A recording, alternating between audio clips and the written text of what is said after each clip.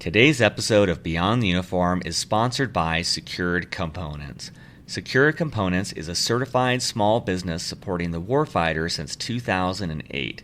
Secure Components delivers innovative and cost-effective solutions for high-reliability supply chain challenges arising from diminishing manufacturing sources and material shortages across a wide range of DoD legacy systems and platforms. Secure Components' commitment to a transparent supply chain, counterfeit avoidance, and strategic sourcing translates to increased readiness, reliability, and efficiency for the warfighter. Please visit their website at securecomponents.com or call them at 484-881-3125. Welcome back to Beyond the Uniform. I'm Justin Nasiri, and my goal is to help military veterans thrive in their civilian career. Today's episode number 232 with IVMF's Maureen Casey. I would say, well, what is it that you want to do? And the reply almost verbatim would be, anything you need me to do, ma'am. And I'd say, well, that's good, but that's not what's going to persuade a hiring manager in the consumer bank at JPMorgan want to bring you on board. They want to know that you're willing to do anything and everything that's asked of you, but they want to know what's important to you and what it is you want to do, and you need to be able to answer that question. Well, Maureen and the IVMF are both experts in the field of military veterans and their civilian career. In this interview, we talk about the number one challenge facing the military veteran community today. We talk about the best way for members of the military and their spouses to identify a fulfilling career after their military service. We talk about the biggest mistake that people in the armed forces make when they transition to a civilian career and how to avoid it. And we talk about military veterans in entrepreneurship and specific data about how they stack up against their civilian counterparts. As always, at beyondtheuniform.io, you'll find show notes with links to every single thing that we discuss in this interview in case you're driving a ship, car, or plane, or submarine, whatever it may be. We've got you covered. You can go to the show notes and follow up on that. You'll also find over 230 episodes just like this, completely free, to help you figure out what you want to do and how to succeed in that career path. And we also have the Beyond the Uniform coaching program for those that want to take this one step further. We connect you with certified, subsidized coaches to help you figure out your next career move. So with that, let's dive in to my interview with Maureen Casey. Well, my guest today, the third person from IVMF gracious to join the show and provide some perspective, is Maureen Casey. Maureen, welcome to Beyond the Uniform. Thank you so much, Justin. I'm honored and thrilled to be a part of the conversation today. Awesome. And just to give listeners a taste of your background, Maureen is the Chief Operating Officer for the Institute for Veterans and Military Families, or IVMF, at Syracuse University. She brings more than 25 years of public and private sector experience to her current leadership role at the IVMF, including work as a managing director at JPMorgan Chase, the New York City Police Department, the New York State's criminal justice system, and more. She received her Juris Doctorate from SUNY Buffalo School of Law and a Bachelor of Science Magna Cum Laude from the State University of New York's College at Brockport. So maybe to start things off, Maureen, if you were speaking to someone who's on active duty, how would you describe your role and the work that you do right now?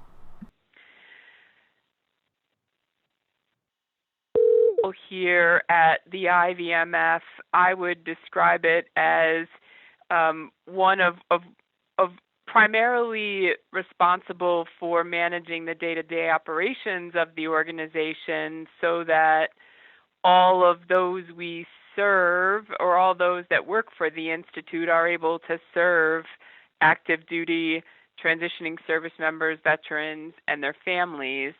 I would say that part of my responsibility is to fill in the gaps. As you indicated, Justin, I have a variety of experiences throughout my career, and although not a veteran of military service, have spent some time working in both the public and private sectors, so the opportunity for me to support others throughout the organization, whether it is on the development side in terms of raising dollars to support the organization, because all of the programs that we offer are free to active duty service members, or if it is actually in hands-on work surrounding our employment efforts. For example, some of the work I did at JPMorgan Chase involved bringing together employers who were interested in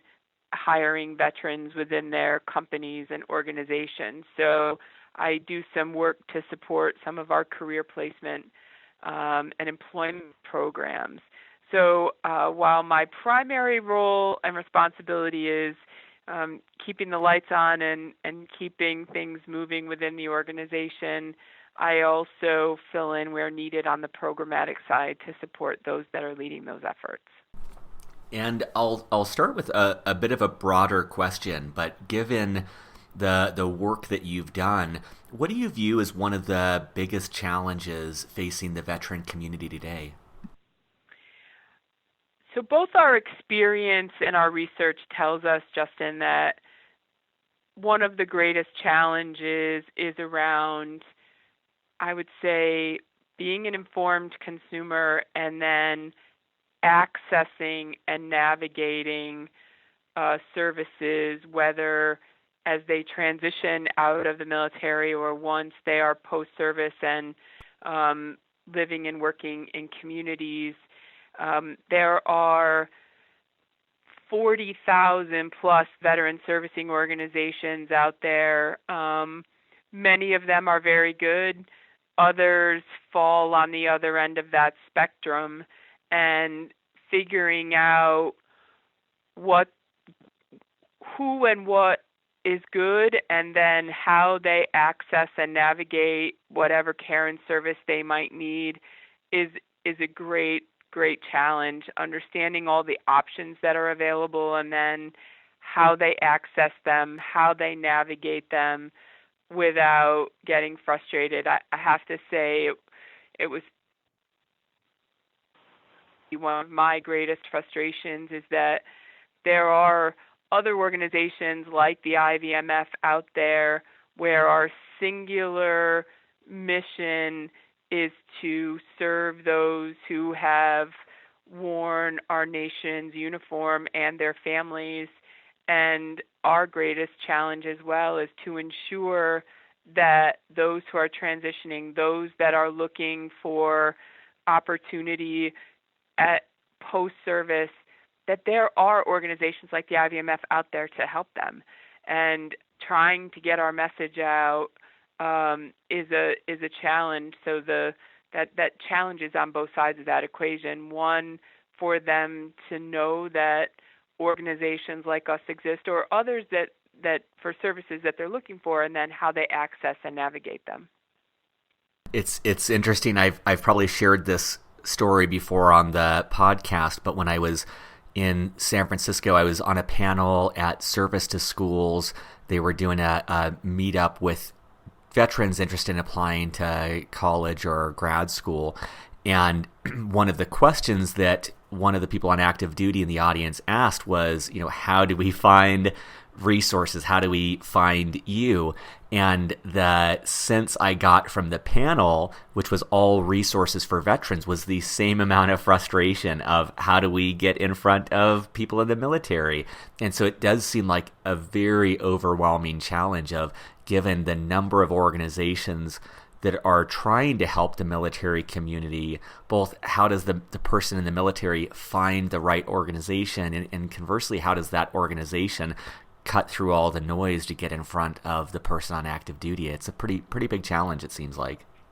It absolutely is, and I've been working in this space for 7 years, and while I think that things have gotten better, I don't think we solved that issue yet. I think that we take things like our program that's called America Serves, which is now based in 16 communities across the country, and it is specifically designed to be a one-stop shop for a transitioning service member, veteran, or family member who is looking for employment services or health-related services or housing services and support, that they can go to one place, they can tell their story once, and then there's a human being sitting there saying, here are the places that you're going to go, and I'm going to make those referrals for you, and I know that you qualify for these particular services. So there are programs like ours that are trying to solve and address that challenge, but in speaking about transitioning service members, it's difficult. You're not only dealing with the Department of Defense with its programs and policies, but then you have each individual branch of service approaches transition a little bit differently. So you have to then break it down even further to address the needs of each branch of service. And then even further, each installation can have slightly different policy access and all of those kinds of things. So easy challenge, but at least I can speak to the IVMF. We are persistent and continuing to try and solve that problem. I love that. What about, one of the main questions that I see from people on active duty, and this was a big driver for me to start Beyond the Uniform, is trying to figure out what that person wants to do and how they can identify a fulfilling career in their civilian career, whether that's after 30 years of civilian or of military service or 3 years of military service. And I'm curious if you have any advice for how they might go about identifying that fulfilling career. It's interesting. Having now worked for two different organizations coming at this particular issue from different perspectives. One at JPMorgan Chase, where the bank had made hiring veterans a priority, and now at the IVMF, as we try to help prepare transitioning service members and veterans and spouses for successful post-service careers, I see some similarities on both sides. One is to really take the time to figure out what it is that you as an individual are passionate about. I think that I came to appreciate as a civilian how effective our military training is in terms of transitioning an individual to a team player, and that during their basic training, and then obviously throughout a service member's career in the military, no matter how short or long, because being a good team player, your life depends on that. What doesn't then happen is the time to reorient yourself about being that individual contributor as opposed to a team player, and then as an individual contributor, what is it that I want to do? That is not to say that the private sector doesn't want people who work effectively as being part of a team, but they also want to know what your individual contribution to that team is going to be in a very different way than what it seemed to me it was to be part of. I think one is to really take time to think about what it is that they become passionate about and that is fulfilling to them, and that can come from talking to lots of folks, participating in networking events, thinking about internships and fellowships and all of those kinds of things.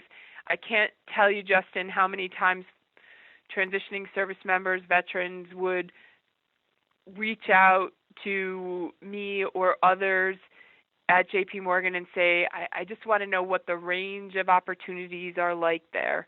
And so I think that really kind of doing some soul searching about what it is that you really want to do, and understand that it might take you a couple of steps to get there. But that's my thinking, is that, I can't tell you how many times I would speak to veterans and I would say, well, what is it that you want to do? And the reply almost verbatim would be, anything you need me to do, ma'am. And I'd say, well, that's good, but that's not what's going to persuade a hiring manager in the consumer bank at JPMorgan want to bring you on board. They want to know that you're willing to do anything and everything that's asked of you, but they want to know what's important to you and what it is you want to do, and you need to be able to answer that question. I think that's so great, and this has come up in the two things that stand out to me is, one, the importance of self-knowledge. I'd say that's probably the number one thing that guests on the show have repeatedly talked about, is how important it is to know what you like and dislike and what you want and don't want. And for listeners, there is a coaching component of Beyond the Uniform. It's in the coaching part of our website. That is one of many ways to try to drill down and suss out those values and fundamental drivers of what motivates you. But whatever method you use, I think that taking the time to reflect and really be honest about what you want simplifies this. And then the second thing that Maureen touched on is just the importance of being really specific. And I think many of the people on the show, myself included, start with this assumption of, if I'm broad, if I don't close doors, that maximizes my opportunity. If I present myself as a Swiss Army knife or a jack of all trades, to use two of the most common phrases I hear, then I will have more options. And the resounding, recurring feedback I've seen is that it's the opposite. That when you say I'm willing to do anything, that certainly doesn't help in an interview, and it also doesn't help people in a networking capacity. And I'll put in the show notes a link to an interview where I took little snippets of different interviews I've done where people really precisely and concisely express exactly what they're looking for, and what it does for, let's say, someone like me or someone like Maureen who wants to help you. It helps us rifle through our mental Rolodex really easily and think, okay, you're looking to go into finance in New York. Awesome, I can work with that. But when someone says I'm willing to do anything, it's just, I want to help you, but I can't think of that right off the hand, and then it's going to get it's going to get displaced by the million other things I have going on. I'm not going to be able to take action to help you. And Maureen, one thing I was also curious about is, given your perspective and just the breadth of your experience, I'm always curious to understand if there's any either common mistakes or false assumptions that people in the military have when they approach their transition to a civilian career. And does anything stand out as either a common mistake or false assumption you see often with the military community? So I hate to call them mistakes or false assumptions. I'm going to use a different phrase and talk about expectation management. I think that there's because of the level of responsibility given to sergeants, platoon commanders at young ages in the military, that they are responsible for the lives of numbers of people. They're responsible for millions of dollars of equipment. They're operating in foreign and discontinuous environments. All of those things that are key strengths then should be articulated as sort of what I bring to the table as a transitioning service member or a veteran. But sometimes there's an expectation that because of that experience, there's an inflated dollar. There's a premium. I'll call it a premium dollar value, and or a certain expectation around where you come in at a level within a particular organization. If I supervised a team of 8 while I was leading some particular unit while deployed or while managing an airfield or whatever I was doing, that somehow that translates that I should be managing and leading people in my first job in the private sector.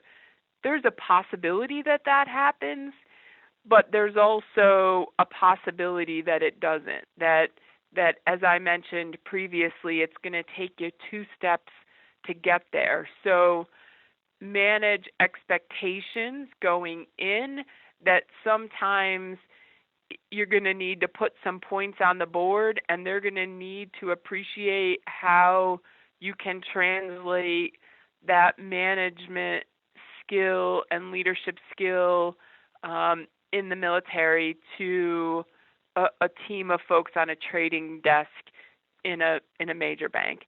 I think that to me was probably one of the most frequent reoccurring frustrations for folks who came in, and it wasn't just JPMorgan, but I think it was other places as well, that there was this expectation that there was a premium dollar value and a level of responsibility that should be automatic, rather than, hey, I've got to get in there, I've got to prove just how good I am. My feeling and my observation and my experience was always, if I teach our veterans and our transitioning service members the rules of the game, they will outplay us every single day, but we have to teach them, and they have to be willing to learn that the rules are a little bit different when you come into the private sector. This is great, and I see this come up a lot. I think I really like the way that you reframe that around managing expectations. I've heard many people on this show, and myself included, kind of refer to this as entitlement as well, of many veterans stumble when they expect, for many reasons, they expect that they'll have a great job waiting for them as soon as they get out of the military, and that tends to lead to maybe a failure to prepare adequately or to approach things with the right attitude. And I will add in the show notes another episode that I think is relevant to what Maureen was talking about. It's with an author. He's not a veteran, but he's an author. His father was a military veteran, Cal Newport. He wrote a New York Times bestselling book called So Good They Can't Ignore You. And I think that episode's really good around cultivating a mindset that's going to lead, no matter what, to career success. And a lot of it boils down to setting expectations and kind of being willing to put your head down and get to gain skill sets. And even if you're starting from scratch, really approach that with a hunger to build a craft. He calls it a craftsman mindset. But I think that's really spot on advice that Maureen is giving.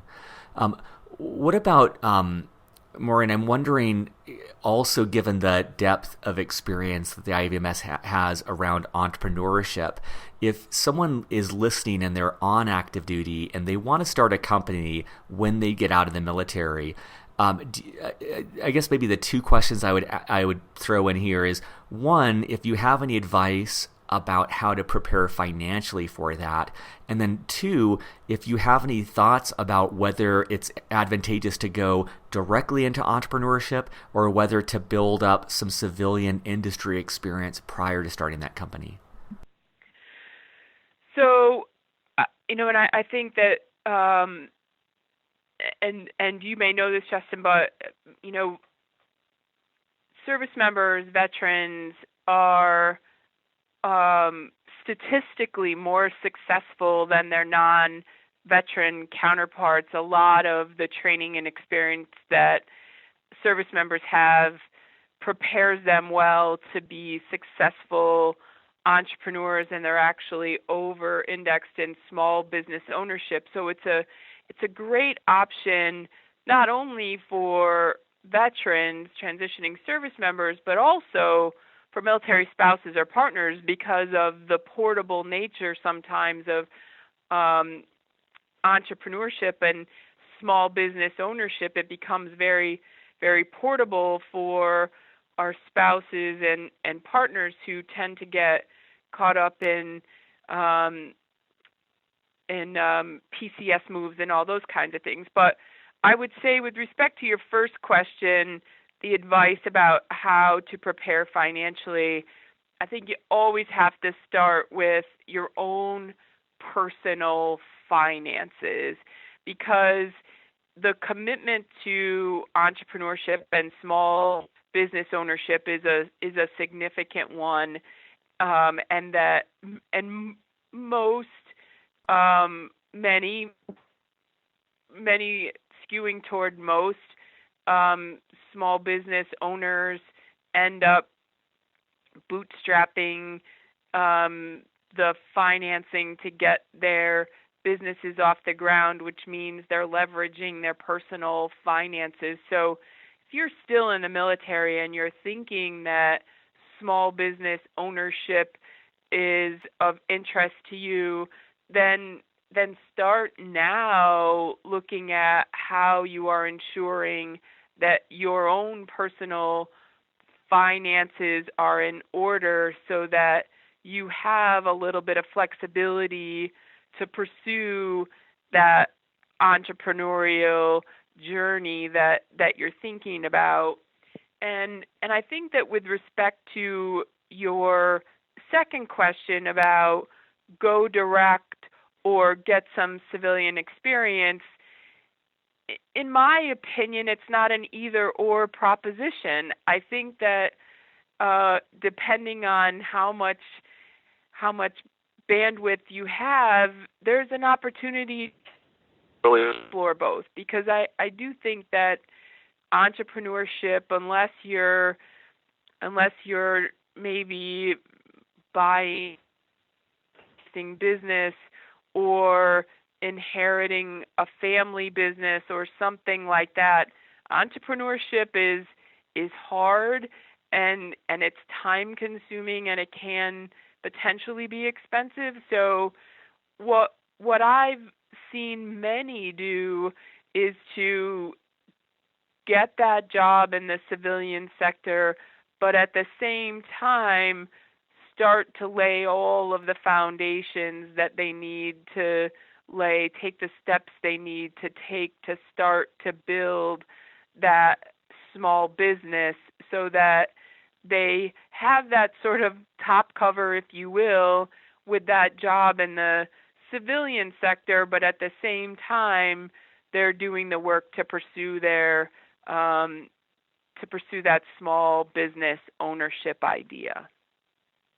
That's great. And for listeners, I'll add in the show notes. Another interview recommendation is one I did with a guy called Jacob Martinez. Jacob was enlisted in the Marine Corps. He got out, joined his family business, which at the time I believe was 6 people. He grew it to over 300 people. But he is the best example I can think of someone who really inspired me to take an approach of always learning. And I love the way that Maureen framed that, where it's not an either or. And I think that's a great perspective. What I take away from that too is, like, no matter what you're doing, always be learning, always be growing, always be seeing how others do things and extracting that knowledge from them. And that's a way to blend those two rather than approaching it as either entrepreneurship or getting an experience. I'm wondering, Maureen, what resources should listeners be aware of, especially given your point at the start of the hour about the number of resources available for military veterans? And I'll take notes as you talk and add these to the show notes, but I'm curious, where would you direct them to find more information about how to thrive in their civilian career?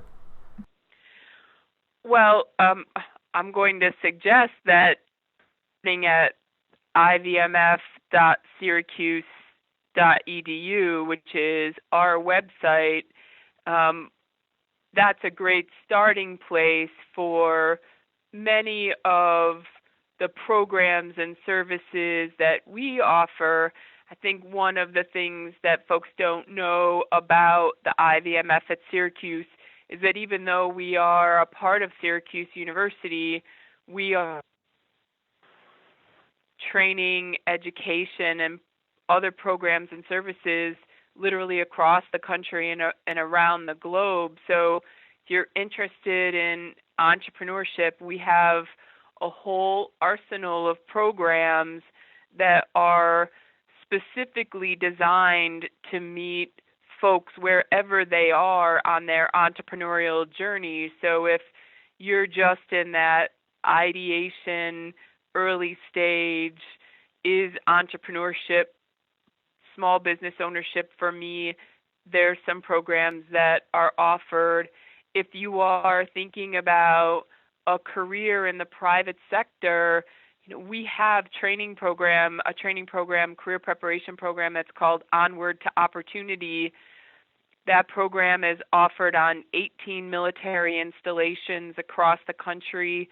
We also have an online distance learning pathway where there are almost 40 different training programs that lead to industry credentials, and we even have an aspect to that program that directly connects you to prospective employers.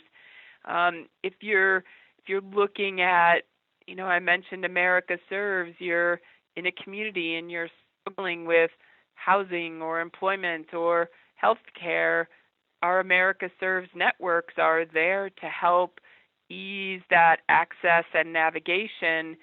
We also have a great deal of research that we do that can, as you're trying to sort through some of these things, if it's entrepreneurship, there's the Small Business Administration that is there to be helpful, and they have a variety of community-based resources across the country. We partner with Bunker Labs, which will soon be operating in more than 20 cities across the country.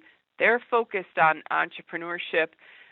What's really, I think, a differentiator, I will say, for the IVMF is that we don't pretend to be all things to all people. My boss, Mike Haney, who started the Institute, has this phrase that he calls the first best use of resources.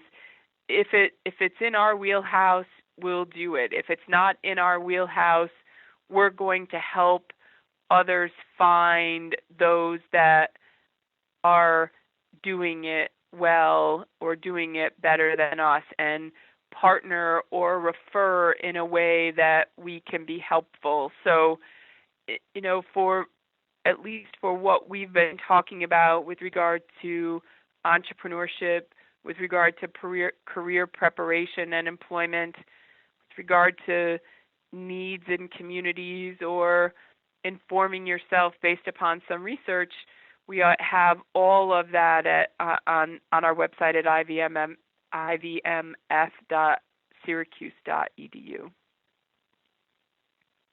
Awesome. And for listeners, I'm going to add all of those to the show notes in case you're driving right now or operating an aircraft or wherever you are listening to this. And I wanted to also point out a related episode with Todd Connor, who started Bunker Labs. Yep. And in that interview, we talk about what their organization is up to. Well, the last question I have, Maureen, is what have we not covered that you want to make sure that listeners know before we wrap up?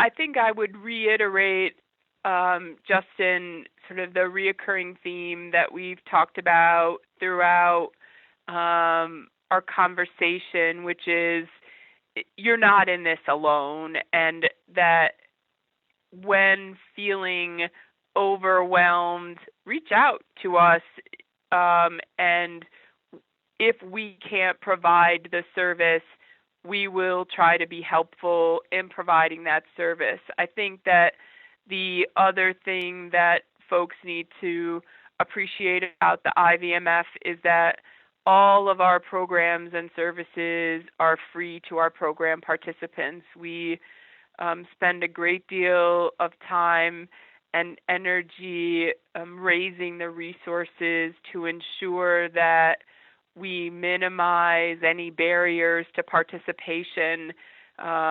We want to be sure that we can best prepare those transitioning or those who have already transitioned to successful lives post-service. And so ensuring that there's not a financial commitment that's necessary in order to participate was one of the big ones that we decided to address from the outset. So I think just knowing that we're here, if we don't have the answers, we'll certainly help you find them. That's great. Well, Maureen, I appreciate the work that you and the entire team at IVMF are doing to support the military community, and I appreciate your taking the time to speak with me and the Beyond the Uniform audience today. Thank you so much. Justin, we appreciate the service that you offer to everyone as well, ensuring that those who have volunteered to wear our nation's uniform have all of or as much information as they can. Service.